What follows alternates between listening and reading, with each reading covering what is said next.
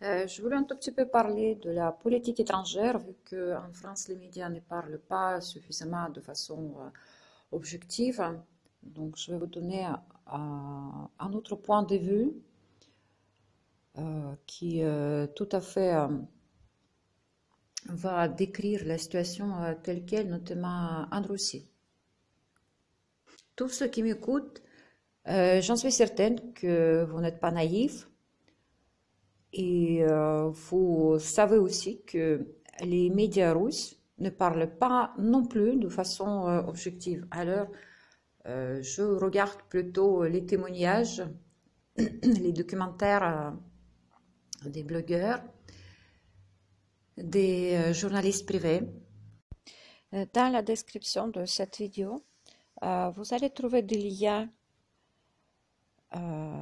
qui va vous démontrer de façon visuelle ce qui se passe dans le monde. Ces vidéos-là, dans plusieurs langues, mais vous pouvez regarder quand même parce qu'il y a plutôt visuel, même s'il y a les explications, etc. Je vous suggère vraiment de les regarder. Bien évidemment, je fais cela depuis des années. Et en plus, je suis d'origine russe, donc je suis bien placée pour voir la situation telle qu'elle. Avec cette information, je ne veux pas offenser personne, vraiment personne. C'est juste que si quelqu'un comptait sur la Russie, notamment sur Poutine, pour aider la France, enfin le peuple français, bien évidemment, j'en sais pas. Je ne suis pas certaine que ça peut se faire. En effet, quand on est au plus mal ou juste mal, on a envie toujours que quelqu'un nous tende la main, quelqu'un qui nous aide à s'en sortir. Mais et voilà, ce qui se passe dans le monde actuel, c'est à peu près la même chose que ce se passe en France. Cela dit que le pouvoir russe vient d'adapter aussi la loi sur les retraites, c'est-à-dire l'augmentation de l'âge de retraite, tout comme en France il y a quelques temps. Cette loi a été adoptée malgré multiples manifestations, malgré le désaccord du peuple russe. La loi vient d'être adoptée. Oui, mais pas à tout le monde. Notamment, il y a le service qui s'appelle Rosguardia, où l'âge de retraite est à 45 ans et les retraites, le salaire est beaucoup plus élevé par rapport au salaire moyen dans le pays. Ce service assure la sécurité. Eh bien, si vous voyez qu'est-ce que je veux dire, qu'est-ce que ça veut dire, assurer la sécurité, c'est-à-dire protéger le pouvoir. Eh bien, que d'autre se passe en Russie? Il y a déjà beaucoup de cas où les gens perdent leur toit, leur bien immobilier, surtout locatif. On les met dehors tout simplement. Pour quelles raisons? Eh bien, on ne les explique pas. On les met juste dehors avec justement les forces de l'ordre. Il y a différentes forces de l'ordre, donc en Russie.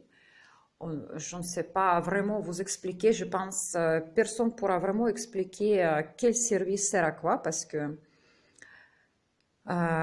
tous ces services de sécurité, forces de l'ordre, sont pratiquement contre le peuple, notamment la police, notamment cette Rosguardia. C'est aussi contre le peuple pour défendre le pouvoir et bien sûr l'oligarchie. Par rapport au montant des retraites en Russie, le salaire, les retraites sont un peu, on dirait, comme si on veut payer les esclaves comme ça en leur jetant un peu le reste. Et avec ce reste ou ces restes, les gens ne peuvent même pas payer leur électricité, gaz, etc. Donc il y a encore loyer pour les certains, mais aussi il y a encore la nécessité de se nourrir et de s'habiller. C'est un petit peu au fait comme en France où les gens peuvent perdre leur bien du jour du lendemain sans pouvoir retrouver de façon immédiate. Mais où la Russie est partie plus loin que la France, c'est au sujet de l'éducation des enfants, des écoles. Eh bien, le gouvernement prépare un programme où les enfants vont faire leurs études à distance. Cela dit que l'éducation traditionnelle ne sera pas pour tout le monde parce qu'elle sera chère. Donc, en Russie, apparemment, se prépare la société de clans, voire même de castes. Mais comme vous le savez, que chaque pays maintenant, c'est une sorte d'espace expérimental. C'est-à-dire dans chaque pays, on met une sorte de nouveauté qui va à l'encontre des besoins des gens.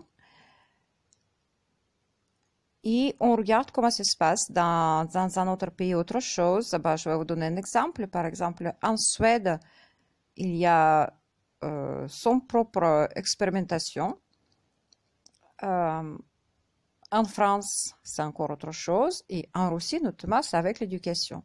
Mais comme le but est le même, donc apparemment, ça va se disperser aussi dans les autres pays, notamment l'éducation à distance peut venir aussi en France, en Europe. Tout comme par exemple en Russie, il y a beaucoup de migrants, comme par exemple en Europe, il y a des migrants. En Russie aussi, maintenant, il y a beaucoup de migrants. Donc, il y a, comme je disais, ces expérimentations lesquelles étaient entamées dans un seul pays, mais après se dispersaient un peu partout. Ce qui est venu aussi en Russie depuis l'Europe, je ne sais pas comment ça se passe dans les autres pays d'Europe, mais notamment en France, ce qui est exactement la même chose maintenant, c'est les services sociaux qui traquent les enfants. Donc, en France, on place abusivement les enfants dans les familles d'accueil, enfin dans les services, on récupère les enfants, quoi. On retire les enfants de leurs parents et de leur maman en règle générale et on place. Et bien en Russie maintenant, il y a aussi la même chose où on retire les enfants pour un oui, pour un non. Donc on traque. Mais là-bas, les parents tirent la sonnette d'alarme parce qu'il y a vraiment les statistiques alarmantes où les enfants peuvent disparaître, se suicider, les enfants placés. Hein. Et aussi, là-bas, les gens tirent la sonnette d'alarme au sujet des disparitions des enfants, justement, pour les organes, pour la transplantation illégale des organes. Donc, on tue les enfants, en fait. Ça vous rappelle rien? Oui, c'est nouvel ordre mondial, oui, oui. C'est un peu comme une pieuvre qui se propage partout. Ce que le peuple français, enfin les gens simples, je veux dire, en règle générale, nous sommes tous pratiquement, la plupart des gens sont simples, hein, c'est ça que j'ai en train de dire. Ce qu'ils ne connaissent pas, c'est que on a inculqué au fait, notamment en France, que la France est un pays démocratique. Je l'ai cru aussi, Donc, je n'ai pas compris qu'est-ce qui se passe. C'est un mot qui est effectivement très beau. Ça fait rêver. Mais hélas, c'est aussi, comment on peut dire par là, c'est une façon de faire par force. C'est-à-dire que pays démocratiques, notamment la France, elle souhaite instaurer la démocratie dans les autres pays par force. Les autres ne veulent pas. Ils veulent vivre de façon libre, tranquille. Eh ben non.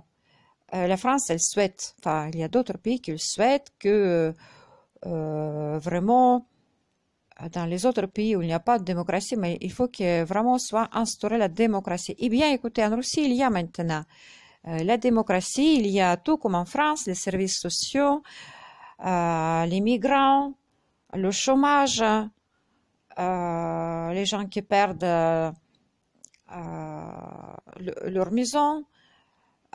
Il y a pratiquement tout comme ici. Alors, que attendre maintenant des Russes?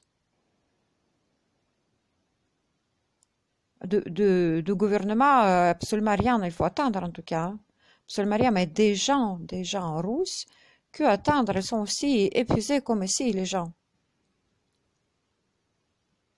Qu'est-ce que je peux vous citer d'autre par rapport à comparaison, comment ça se passe en France et en Russie? Eh bien, comme ces derniers temps, en France, il y a le favoritisme. Bon, il était un petit peu toujours, mais là, c'est vraiment flagrant.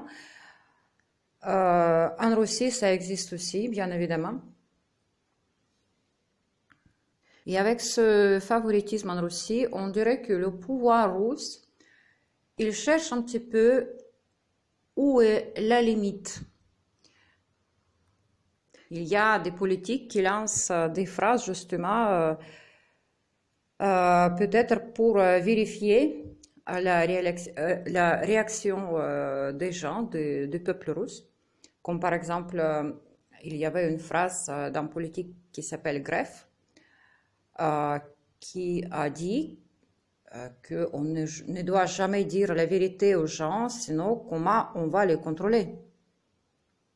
Il y a par exemple les politiques, notamment l'un qui s'appelle Zhelezniak, mais il y a bien d'autres, qui a dit, a répondu à une question, est-ce qu'il sait que se passe en Russie avec l'harcèlement par l'arme psychotronique? Il a dit, je ne connais pas l'existence de cette arme. Et pourtant, le Premier ministre Medvedev était posé bien avec une arme psychotronique à une exposition. Et en Russie, on installe les antennes 5G à tout va, à toute vitesse ces derniers temps. Et 5G, comme vous le savez très bien, c'est une arme psychotronique. Par exemple, le Premier ministre Dmitry Medvedev, il nommé en tant que président de Skolkovo l'un de ses collaborateurs, Dvorkovich. Et Skolkovo, c'est un petit peu comme Silicon Valley aux États-Unis. Mais ce n'est pas tout, parce que même le Premier ministre Medvedev, il a nommé son porte-parole, enfin ex-porte-parole, dans le conseil de la Société du cinéma russe, gérée par le gouvernement.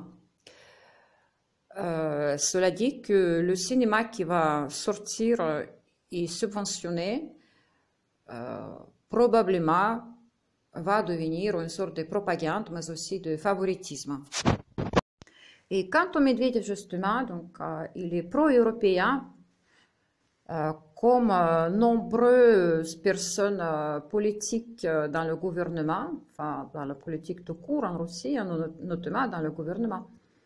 Parce que leurs enfants habitent en Europe ou aux États-Unis, leurs femmes également, et ces politiques juste habitent en Russie pour travailler dans le gouvernement, pour collaborer avec l'Ouest, cela dit États-Unis et l'Europe. Et donc, ce que je vous disais, un Premier ministre, il est pro-européen forcément parce que vu ce qu'il fait, il fait exactement ce qui se fait en Europe. Et qu'est-ce que se fait en Europe? Eh bien, on fait la guerre à son propre peuple. C'est un petit peu partout en Europe. Hein. Ça se passe notamment avec les armes psychotroniques. Ce n'est pas une paranoïa que je répète à chaque fois, c'est juste le sujet de ma chaîne YouTube. Et même si je veux détourner un petit peu le sujet, ça m'oblige d'y revenir parce que c'est l'actualité. C'est l'actualité mondiale, en fait, ces armes psychotroniques. Donc, si vous comptez sur le pouvoir russe pour vous aider, enfin le peuple russe, je veux dire, pas le pouvoir français,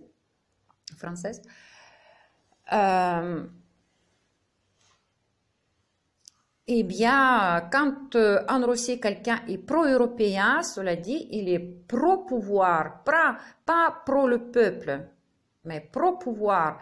Et si le pouvoir décide faire la guerre à son propre peuple, comme ça se passe actuellement, eh bien, le pouvoir russe va faire la même chose.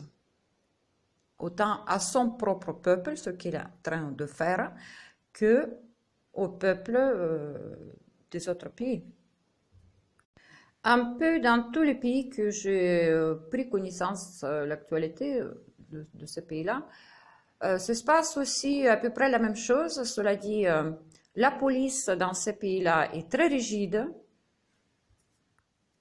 Tous les services secrets, semi-secrets, les forces de l'ordre pourchassent les gens qui souhaitent juste vivre correctement, qui s'opposent à toutes les nouveautés que le pouvoir souhaite mettre de force, comme en France par exemple avec les lois Chiappa ou comme c'était précédemment avec l'augmentation de l'âge de retraite, mais bien d'autres. Hein. Eh bien, ces gens-là sont considérés comme des terroristes. On les pourchasse. Aux États-Unis. Alors, qu'est-ce que se passe aux États-Unis? Bah, hormis le discours du président américain Trump, il y a bien autre chose. Ce que vous peut-être ne connaissez pas, vous ne suivez pas l'actualité, c'est difficile d'en trouver l'information. Eh bien, il y a, dans tout le pays presque, il y a vraiment quelque chose qui est très flagrant, c'est le contrôle mental. Donc là-bas, on tue les gens, en fait, avec les chemtrails, avec les armes psychotroniques. On les dirige de façon mentale, enfin, contrôle mental. On gère tout cela à distance, bien évidemment, comme les armes psychotroniques fonctionnent avec les ondes. Donc, il y a vraiment, vraiment beaucoup des Américains qui souffrent, qui meurent. Et ceux qui souhaitent porter plainte, eh bien, figurez-vous, c'est impossible. Ils perdent leur procès. Il y a beaucoup de gens, justement, un peu de partout, autant en Russie qu'en France, ils pensent que le point de non-retour est passé. Cela dit que le nouvel ordre mondial a pris le dessus. Mais il y a un homme russe qui ne baisse pas les bras. Il a dit maintenant ce qu'il nous reste à faire, c'est couper l'électricité dans toute la planète. Ça va leur couper tous les ordinateurs, ça va leur couper tous les linkies, pour ne pas qu'ils nous harcèlent avec cela. Donc ça va couper tous les tours 5G, etc. Mais aussi, éventuellement, ça peut aider à couper le lien avec les satellites, justement, qui sont par milliers dans l'espace. Ça fait pour cela, hein. Toujours contrôle mental. Donc, ils sont bien avancés. Voilà, il y a cette proposition, donc couper l'électricité sur toute la planète. Justement, un peu de nuances à ce sujet-là, au sujet de 5G, contrôle mental, satellite, tout est lié. Donc, il y a sur Internet pas mal de manipulations au sujet de renouvellement de la planète. Alors, à ceux qui ont cru à cette hypothèse, je ne sais pas, une affirmation de quelqu'un, qu'il y a une sorte de renouvellement de la Terre, de la planète et même du Soleil, sans vexer personne, je souhaite vous dire, c'est une très grande manipulation parce que les symptômes, justement, qui sont cités, les picotements, les maux de tête, la fatigue, état dépressif et plein d'autres choses, c'est bien les symptômes, entre guillemets, de l'harcèlement par l'arme psychotronique, mais de façon, vous voyez, un peu voilée, parce que quand l'harcèlement est dévoilé, c'est une torture. Hein. Mais quand c'est voilé, ça devient, c'est un peu comme ça, c'est un peu comme si c'est de façon naturelle, fatigue, sommeil, état dépressif, maux de tête, picotement, etc., insomnie, tout cela est l'harcèlement par l'arme psychotronique via les tours 5G. Mais il y a aussi possibilité de le faire via les portables et les ordinateurs, c'est-à-dire qu'à travers le Wi-Fi. Avec ces tours-là, 5G, enfin, moi je vais dire de façon générale, avec cette arme psychotronique, ils peuvent faire endormir une ville entière et faire la réveiller tous en même temps. Ils peuvent beaucoup avec ces armes.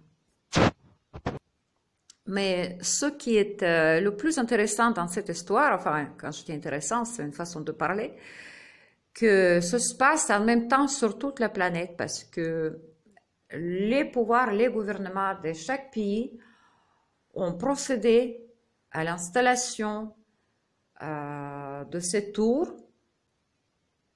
en même temps. Tous en même temps. Donc tout ce qui se passe dans la planète se passe maintenant en même temps. Les chemtrails se passent dans chaque pays, cela dit en même temps. Et ces chemtrails contiennent les agents chimiques ou les métaux lourds qui vont agir justement au rayonnement de 5G. Cela dit que ces agents, ils se transforment à une sorte de puce RFID, sauf qu'il y a nanopuces qui vont circuler dans le sang en rentrant dans l'organisme par l'air, avec la nourriture, avec de l'eau. Ils vont avoir cette capacité de répondre aux ondes électromagnétiques. Alors, qu'est-ce qui se passe d'autre par rapport à les actualités qui sont gravissimes en fait? Ce n'est pas pour faire peur, mais en fait, avoir peur, parfois c'est utile hein, pour prévoir son avenir. Eh bien, donc, en Angleterre, notamment, je regardais hier Wikipédia, j'ai vu que la reine de l'Angleterre, en fait, quand on lit tous les titres qu'elle possède, on peut penser qu'elle est reine de la terre entière, enfin presque. Donc, c'est vrai que si quelqu'un se soumet à l'opinion ou à la politique de Londres, c'est peut-être logique d'une certaine manière, mais ça veut dire que personne, aucun pays ne peut être indépendant. C'est là que j'apprends jour après jour et je n'ai pas cessé de m'étonner parce qu'effectivement, il y a ce pouvoir de l'ombre qui se propage de plus en plus, qui s'impose. Enfin, il s'est imposé au fait, mais peut-être pas encore à 100%, mais apparemment, ils sont vraiment pris le dessus, comme je disais tout à l'heure. La politique de la France, notamment, elle profite bien sûr aux pédophiles. Comme disait dans une vidéo l'avocate, une avocate française, elle disait que effectivement la France est vraiment un pays de pédophiles. Oui, en effet, quand on voit qui est au pouvoir, à qui on donne la parole des années après des années, notamment Kobindi, ou quand on voit nouveaux programmes à l'école pour les enfants, donc on ne s'étonne pas. La Belgique a déjà voté la loi